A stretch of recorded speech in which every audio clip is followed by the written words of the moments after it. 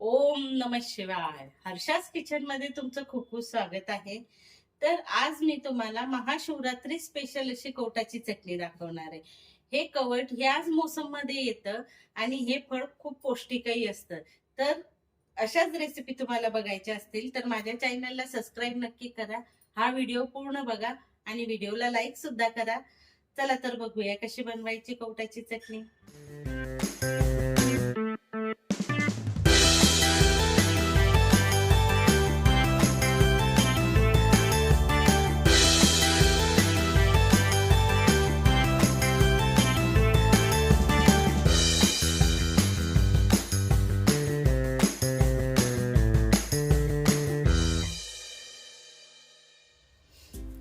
कवटाची चटणी बनवण्यासाठी मी हा कवट आणलेला आहे. तर हा मला थोडा कच्चा वाटत होता कारण मी 2 दिवस आधी आणलेला आहे, म्हणून मी त्याला चुना लावून गव्हाच्या डब्यात ठेवलेला होता. तुम्ही गहू किंवा तांदळाच्या डब्यातही ठेवू शकता. तर अशा पद्धतीने आपण कवट पिकवू शकतो. तर बघूया कसा पिकलेला आहे की नाही.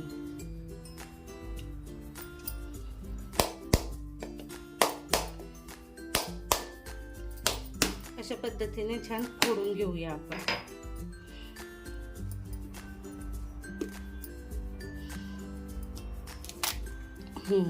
तर आपलं कवट छान पिकलेलं आहे आतपर्यंत. तर आपण हे काढून घेऊया. अशा पद्धतीने आपण सगळं गर काढून घेतलेलं आहे आणि ह्या जे रेषे रेषे असतात त्या पण काढून घ्यायच्या.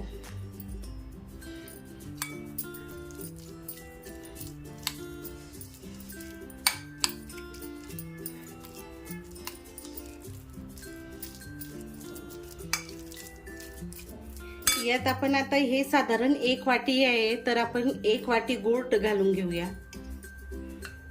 गूळ छान बारीक किसून घेतलेला आहे किंवा गूळ पावडर घातली तरी चालेल. आणि हे छान मिक्स करून घेऊया.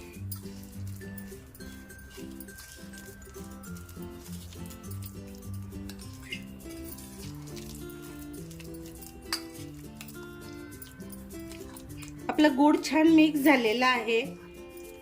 तर आता आपण यात थोडी चटणी आणि मीठ घालून घेऊया आणि आपण थोडं शिजवून घेऊया.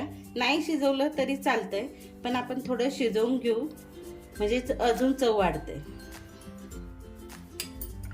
मी गॅसवर एक कढई ठेवलेली आहे. कढईमध्ये आपण हे गूळ आणि कवटचा जो गर काढलेला होता तो आपण काढून घेऊया.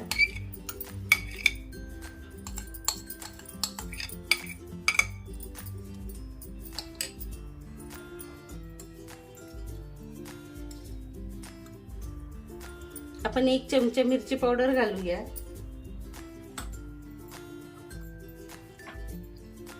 आणि चवीनुसार मीठ घालून घेऊया.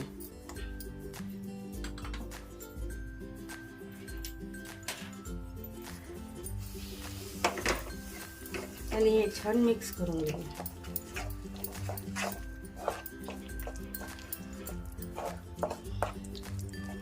आणि तुम्हाला जर ह्या बिया नको असतील त्या काढल्या तरी चालतात, पण ते बिया खायला खूप छान लागतात म्हणून मी काढलेल्या नाहीये.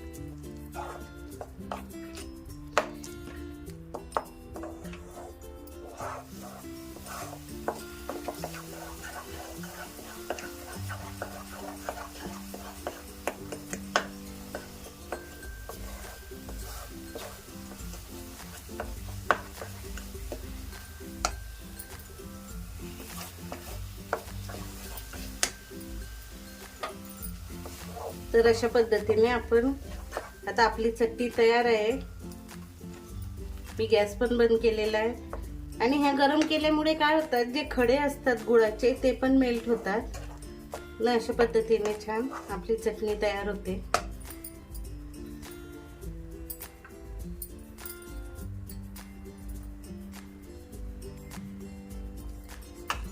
आता आपण आपली चटणी काढून घेऊया एका बाउलमध्ये.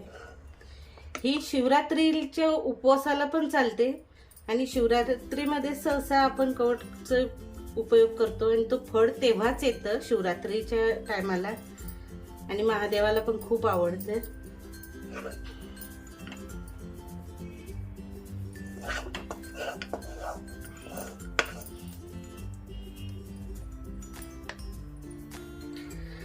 तर तयार आहे आपली कवटाची चटणी.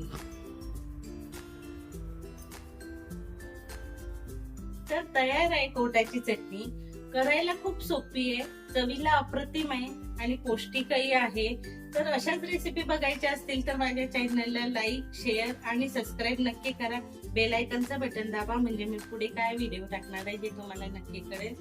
चला तर भेटूया पुढच्या व्हिडिओमध्ये.